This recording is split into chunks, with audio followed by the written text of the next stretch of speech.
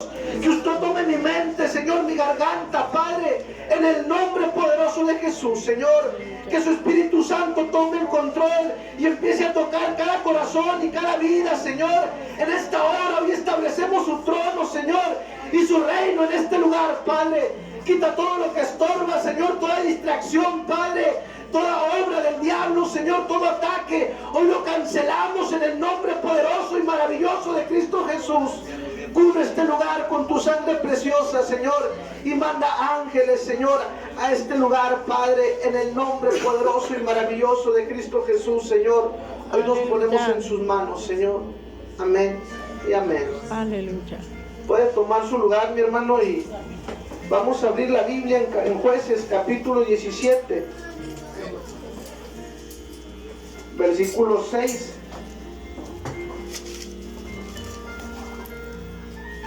Dios sabe, ¿verdad?, lo que Él quiere hablar. Yo, Señor, y estuve buscando, y desde que a mí me dijeron que si podía venir, yo vengo con mucho gusto, hermanos. A mí me siento una gran alegría, ¿verdad? Dios me permitió estudiar una carrera, y un día yo fui a un centro de rehabilitación. Les platicaba ahí a los jóvenes que estaban en ese lugar. Digo, ahora antes la gente decía, ahí viene loquito, corre, le decían los niños cuando salíamos todos drogados. Ahora llego a veces a las audiencias, ahora la gente a veces me dice licenciado. Digo, pero el más grande honor que yo puedo tener es que la gente me diga, hermano. Aleluya. Eso es lo más grande que te puede pasar a ti y a mí. Capítulo 17, versículo 6. Ya me dio calor. En aquellos días no había rey en Israel, y cada uno hacía lo que bien le parecía. ¿Sabe? Habla la Biblia aquí en Jueces capítulo 17 que después de la muerte de Josué, Dios tenía que levantar jueces para que libertaran a su pueblo, desde Otoniel hasta Sansón. La Biblia dice que cuando al pueblo de Israel le daba por hacer lo malo, dice que Dios los entregaba. ¿Sí alguien ha leído la Biblia aquí? Dice que cuando al pueblo de Israel le daba por hacer lo malo, dice ahí en Jueces capítulo 6, Dios los entregó en manos de Madián. ¿Verdad? Dice que venían los madianitas acampando en contra de Israel, destruían el fruto de la tierra. Dice, y así empobrecía Israel. Cuando al hombre le da por hacer lo malo, iglesia, Dios los entrega. ¿Cuántas veces hemos visto que a la gente se le habla de Cristo una y otra vez? Y la gente no quiere vivir como Cristo manda, sino quieren vivir como bien les parece en su vida y en su corazón. ¿Verdad? Y así vivía en este tiempo el pueblo de Israel. Dice que no había rey y que todos hacían lo que bien les parecía, cada quien vivía como le daba la gana. Hoy en día hay muchas iglesias, hermano, no estoy hablando personalmente de esta iglesia. Hay muchas iglesias. Yo conozco una iglesia allá que no, usted no conoce, pero yo sí la conozco y el Señor la conoce, que hacen lo que bien les parece. Yo veo ahí a los que están en la alabanza, al que predica, y se ponen a ver, no sé si usted conoce Netflix, la plataforma, y empiezan a ver tantas series que pasan ahí, y se ponen a ver cosas que no edifican, ¿verdad? Series donde están pasando escenas de sexo, donde están pasando escenas de desnudos, donde están hablando con malas palabras. Y después yo veo, yo los conozco, y van y se paran ahí en el púlpito, cuando la Biblia dice que las malas conversaciones corrompen algunas costumbres. Amén. ¿Sí? Entonces nosotros como cristianos no podemos hacer eso, y hoy en día hay un gran problema, hermano, en la iglesia que la dice la palabra. Aquí estaba pasando Israel un problema de que ya no había jueces. Después de la muerte de Sansón, ¿cuántos saben que Sansón fue el último juez?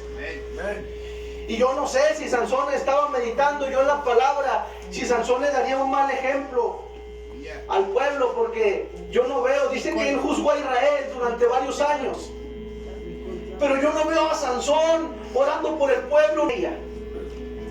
Y luego dice que a Sansón le gustó una mujer filistea y fue y estuvo con ella. Y yo nunca veo que Sansón instara al pueblo a buscar a Dios, a servir a Dios. ¿Sabe? Israel siempre, el Señor les tenía que levantar jueces, decía que no había rey, porque Israel no quiso que el Señor fuera su rey. Si usted se acuerda, cuando él quiso hablar con el pueblo en el monte, le dijeron a Moisés, habla tú con él.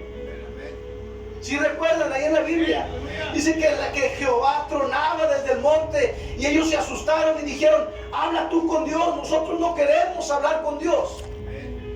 Y a veces así hay gente dentro de la iglesia, que el pastor ore por mí, que el pastor consulte con Dios, porque yo no quiero hablar con Dios. Porque muchas veces nos sentimos indignos. Muchas veces nos han enseñado que Dios es un Dios que está lejos. Que Dios es un Dios que no puede tener comunión con nosotros porque somos pecadores. Pero el Dios que yo conozco no es así. Gloria a Dios, aleluya. El Dios que yo conozco no es como nosotros. Porque usted paga mal por mal cuando a usted le ofenden y yo a veces nos dicen algo y nosotros contestamos con una ofensa y nosotros repelemos las agresiones. Pero la Biblia habla de un Dios que es misericordioso, que es fiel. Dice, si nosotros fuéramos infieles, Él permanece fiel porque Él no puede negarse a sí mismo. ¿Cuántas veces nosotros le hemos fallado a Dios? Y pensamos que porque nosotros vivimos en pecado delante de Dios, no podemos acercarnos a Él. El pueblo, cuando escuchó la voz de Dios, dijo a Moisés, habla tú con Él. ¿Y sabe por qué? Porque no tenían el espíritu de adopción. Dice la Biblia, por el cual clamamos, Abba, Padre. ¿Cuántos tienen hijos? Amén. Gloria a Dios. Cuando su hijo se porta mal, usted lo puede regañar, lo puede reprender. Pero cuando su hijo viene y le dice, papito, perdóname, y lo abraza, usted lo va a abrazar. Amén. Así es Dios igualmente. Cuando usted le falla a Dios, Dios no le desecha. Y la Biblia dice que no había rey. Y cuando el Señor no es rey de tu vida, y en tu corazón y en el mío, nosotros vamos a vivir la vida como nosotros queremos. Vamos a decir, bueno, pues es que pues, yo así soy, ¿verdad? Y mi abuela a veces habla y dice, la mujer perdona, pero no olvida. ¿Cuántos han escuchado ese dicho? Y nosotros creemos que eso está bien. Que si tu esposo te ofende, que si tu esposo te hiere, yo lo voy a perdonar, pero yo no voy a olvidar. Y perdón es olvido. ¿Verdad? Si su esposo usted la ha ofendido, o su esposa lo ha ofendido, usted y yo debemos de aprender a perdonar, porque dice la palabra que si yo no perdono a los que me ofenden, Dios no me perdona a mí. Entonces el cristianismo es un camino que está sobre las bases del perdón. Dios nos llamó a perdonar. Si a usted alguien de la iglesia le ha ofendido, usted tiene la obligación de perdonarle.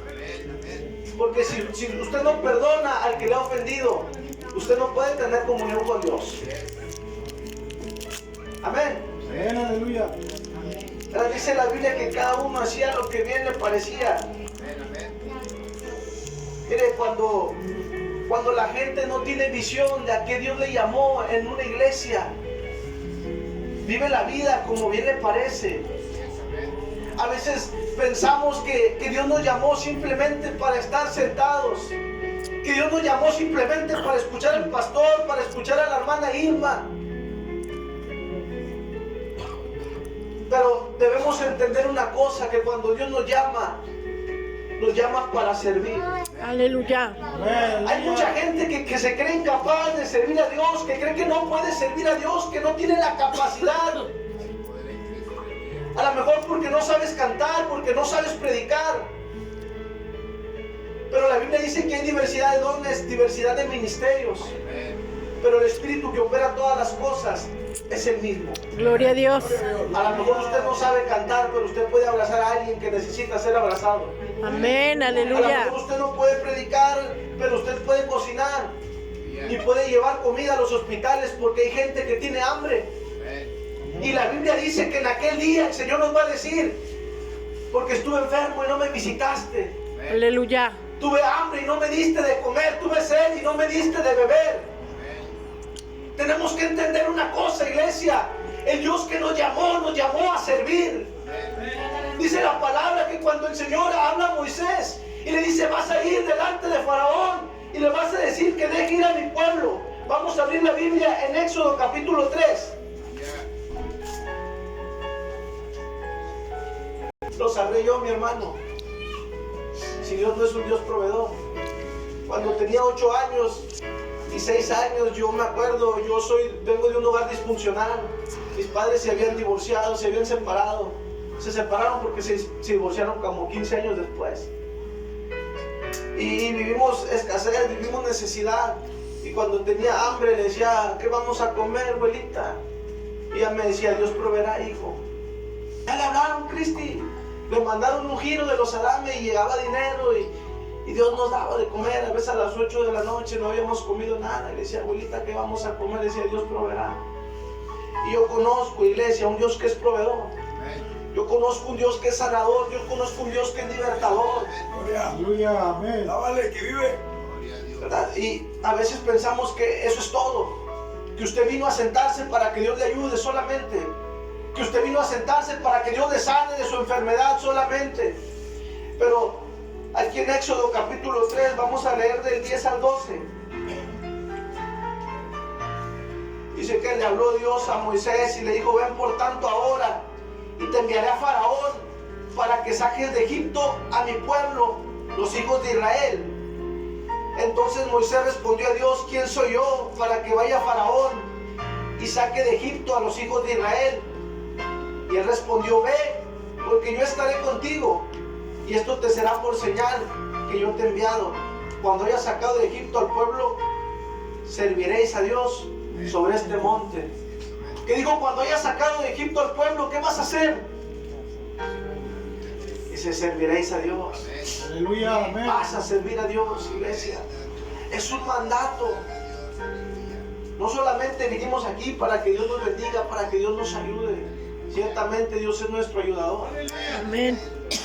Pero también le podemos servir. Nadie que está aquí puede decir, yo no tengo nada para dar. La Biblia dice que a uno le dio un talento, a uno 2, a uno 5. Pero la Biblia no dice que a nadie le dio nada. La Biblia no dice que no le repartió. Dice que él repartió dones a los hombres. Si les robaba todos los días para drogarme. Yo salía a la calle y cuando caminaba a veces se me quemaba el encendedor y le salta a los que se han drogado, saben de lo que hablo, ¿verdad? Y ya no sirve el encendedor. Iba bajo los efectos de la droga, todo drogado, todo nervioso. Y los niños me veían en la calle y decían, órale, ahí viene loquito, viene loquito. Un día yo estaba con mi hermana, otra hermana que no está aquí. Y estaba viendo una película y le dije yo, ¿qué estás viendo ese mulero? Mira, ridiculeces, cosas ilógicas. Y ella me dijo, ¿y tú qué vas a saber si tú estás loco? Y ella me ama, todas mis hermanas me aman como yo las amo. Pero, pues es algo que era normal, era evidente. Estábamos atados a la droga, estábamos perdidos sin Cristo y sin esperanza. Y un día, hermanos, cuando yo estaba en mi casa, yo me había ido a drogar a un hotel y estábamos amigos y amigas y yo me puse a drogarme y al último todos me abandonaron.